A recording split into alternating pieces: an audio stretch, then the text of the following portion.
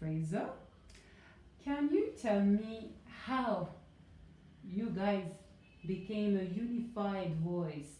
This is the idea of a concerned group. Where did it come from? Was there one meeting when it all started, or just people were talking in the village? And how did it start? Yeah, when we saw these guys doing the exploration in our area, as I said already earlier, we were shocked.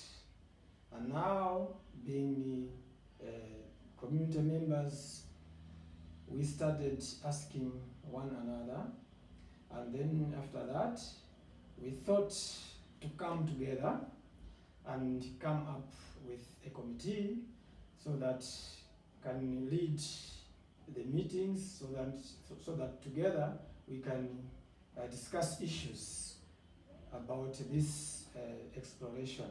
So the committee was set so that we can start interacting with them. I'd like to picture more how it was. I know you're the deputy chair. How did you decide that you had to elect a chair, a deputy chair, a secretary? Why did you not just have like informal meetings? During our meetings, that's when we discussed that as a group, we cannot just work like that. We need to have a chair, a deputy chair, the secretary, so that they can be leading. When there is meeting, then they should call for that meeting and lead. And then thereafter, if there are some issues, then these executive members, together with the committee, can lead. Yeah, that's how we started. Well, that's good. But you know you were right to do that. Yes. Can you describe for me those early meetings? What was the atmosphere? Were people scared? Were people angry? What they were? Yes, the atmosphere was tough at that time because some of our community members were saying, if you make them stop, the company to stop from working, sometimes we are not going to be compensated. So it means some of them were eager to get the compensation, while others were saying, if these people are working here, our lives will not be good. So we had different thoughts. Then this is just a general atmosphere we had that time. Yes, that must have been special, yeah. And you were keeping minutes and you were keeping attendance, like people would write down. Yes, as I said earlier on, that we elect a committee, then we thought that every meeting we have, we should have a record. Then that record should be a record of minutes and the other issue that we have agreed. So the minutes were written. Yeah, that's what we did. That's very good. And everybody, of course, agreed on that. The differences that were about the strategy. Some people wanted the compensation, right? But did you get to agree? Yes, we agreed. You all agreed that you needed to take it further.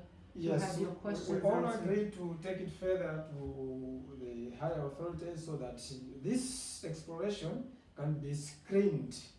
Yeah, so we should be working together. We should know what is happening in our area. Yeah, so we went to the local leaders and we also invited stakeholders. We had a stakeholders meeting, and then thereafter we proceeded to the district commissioner's office so that our concerns can be heard. Then thereafter, we even went further to the office of the president and cabinet. Yeah, this is what we did. No, you did that, all of that.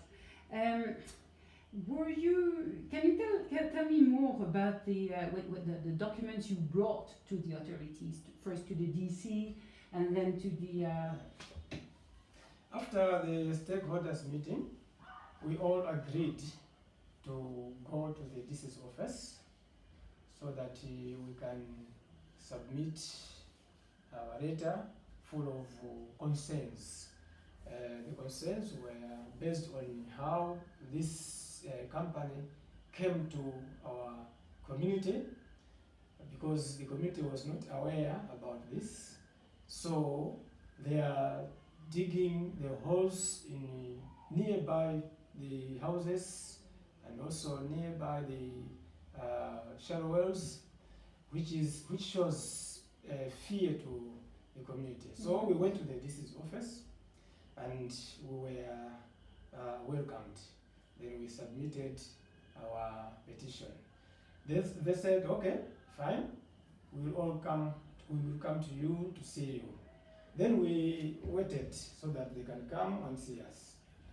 But when they set a date for a meeting, they came, and the ADC, Area Development Committee, was invited, and some executive members of Livingstonia Mining Concerned Group were also invited. So they talked about this issue, but our team was not satisfied. Then we thought the DC's office should again come to the community so that more people, more villages should be present, and they should explain to them about this exploration. For I believe a lot of people were very concerned. Yes. You talked of the petition. I know how many signatures you had on that petition. Can you state Yes. how many? On the petition, we had over 500 signatures, which were collected and were submitted to the DC's office. So 500 signatures from the small villages in Yes. Livingstonia. The total population is not huge there. That is really impressive. Yeah. So you wanted the DC to come back and to address now to all the community members. Did this happen? The DC, when the date was set for the entire community to be addressed by the team from the DC's office, this did not happen. We found that the team from the DC's office did not come. But we as a community and the entire stakeholders, we proceeded with our concerns. Now the DC's team is not coming, what should we do? And then thereafter we agreed to write a letter so that can be submitted to the office of the President and Cabinet. Nothing less than that. The office of President Cabinet in Lilongwe, or? The office of the President and Cabinet in Lilongwe. That's Okay. where we delivered our That's letter. far to travel to. Yeah, it is far. From our area to Lilongwe is a long distance.